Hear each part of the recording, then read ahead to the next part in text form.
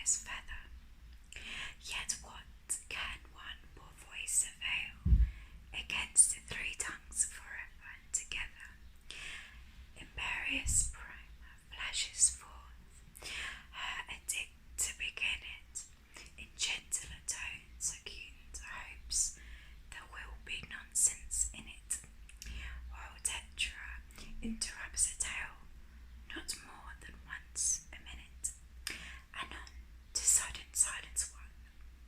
In fancy they pursue the dream child moving through a land of wonders wild and new.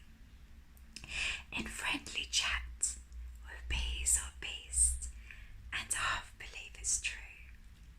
And ever as the story drains, the wells of fancy dry, and faintly strew that weary one to put the subject by. The rest next time, it is next time, the happy voices cry. Thus grew the tale of Wonderland, thus slowly one by one.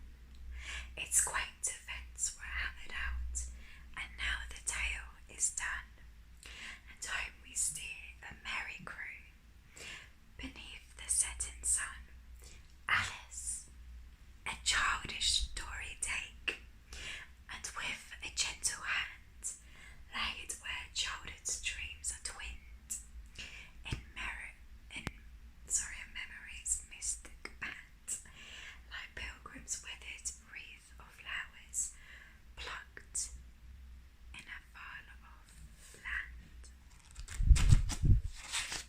So we have here a lovely illustration of Alice, and this is seeing the rabbit, the white rabbit with its waistcoat and little buckle. So it said it took a watch out of its waistcoat pocket. And then this beautiful illustration. That's when she says she took down a jar of marmalade. So this scene is when she's coming through, should I say falling through, falling through the rabbit hole.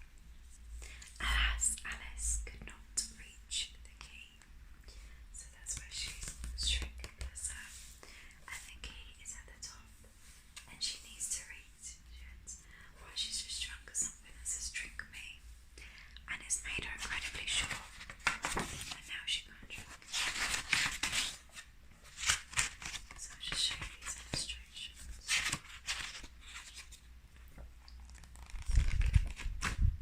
I'll read one chapter to you. So this is chapter 1, Down the Rabbit Hole. So Alice was beginning to get very tired while sitting by her sister on the bank, and of having nothing to do. Once or twice she had peeked into the book her sister was reading, but had no pictures or conversations in it. And what is the use of a book, thought Alice, without pictures or conversations? She was considering in her own mind, as well as she could, for the hot day made her feel very stupid and sleepy, whether the pleasure of making a daisy chain would be worth the trouble of getting up and picking the daisies, when suddenly a white rabbit with pink eyes ran close to her. There was nothing so remarkable in that, nor did Alice think it was very much out of the way to hear the rabbit say to itself, oh dear, I shall be late." When she thought it over afterwards, it occurred to her that she ought to have wondered at this, but at the time all seemed quite very natural. When the rabbit actually took a watch out of its waistcoat and looked at it, and then hurried on, Alice started to her feet, and it flashed across her mind that she has never seen a rabbit with either a waistcoat pocket or a watch to take out of it, and burning with curiosity, she ran across the field after it, and it was just in time to see it pop down the large rabbit hole under the hedge. In another moment, down went Alice after it, never once considering how in the world she was going to get out again. The rabbit hole went straight on down like a tunnel for some way and then dipped suddenly down. So suddenly actually, that Alice had not a moment to think about stopping herself before she found herself falling down what seemed to be a very, very deep well. Either the well was very deep or she fell very slowly, for she had plenty of time as she went down to look about her and to wonder what was going to happen next. First, she tried to look down and make out what she was coming to, but it was too dark to see anything. Then she noticed at the sides of the well and noticed that they were filled with cupboards and bookshelves. Here and there she saw maps and pictures hung upon pegs, and she looked at the jar from one of the shelves as she passed, and it was labelled orange marmalade. But to her great disappointment, it was empty, and she did not like to drop the jar for fear of killing someone underneath. So managed to put it into one of the cupboards as she fell past through it. Well, thought Alice to herself, after such a fall at this, I sure think nothing of tumbling downstairs. How brave they'll think of me at home. Why, I wouldn't have to say anything about it, even if I fell on top of the top of the house, which was very likely true apparently. Down, down, down. Would the fall never come to an end? I wonder how many times I've fallen by this time, she said out loud. I must be getting somewhere near the centre of the earth. Let me see, that would be 4,000 or 5,000 miles down, I think.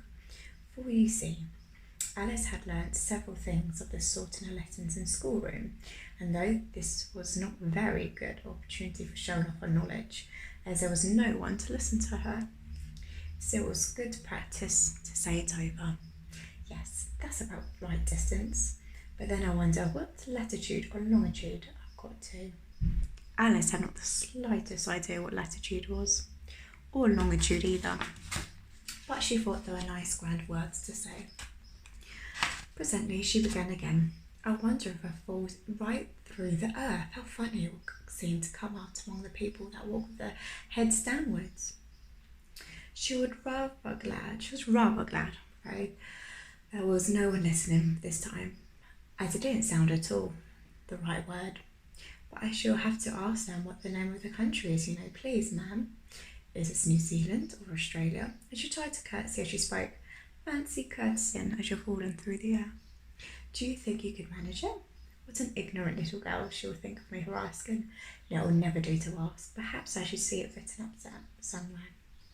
Down, down, down. There was nothing else to do, so Alice soon began talking again.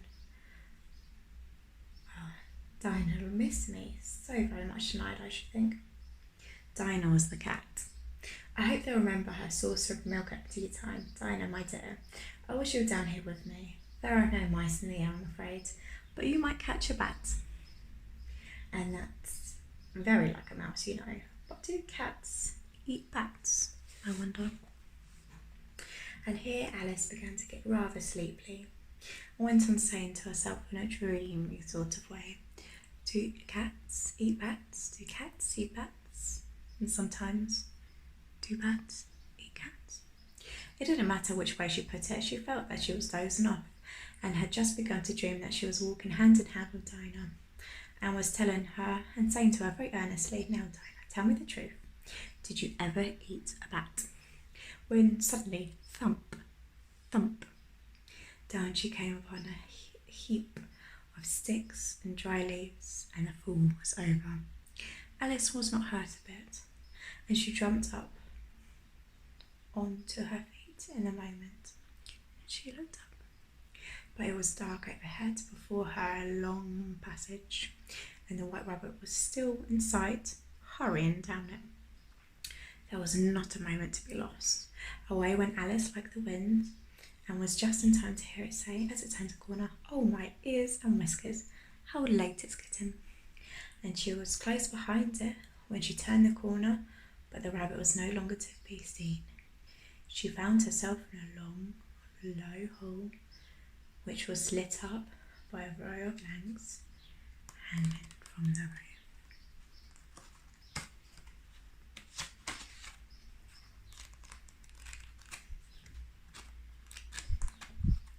I think I'm going to leave it there, because I know the suspense will kill you.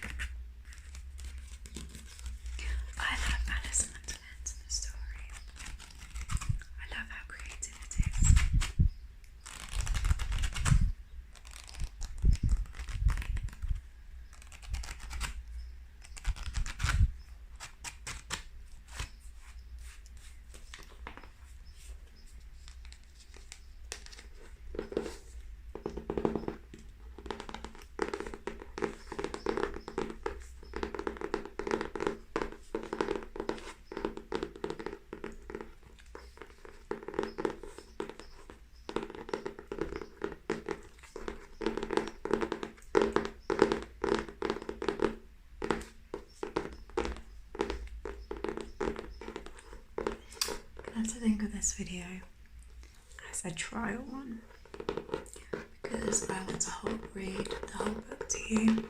If you think that you'd enjoy that, please let me know in the comments because I love Alice in Wonderland. It will be a long book. Long book? I meant long video.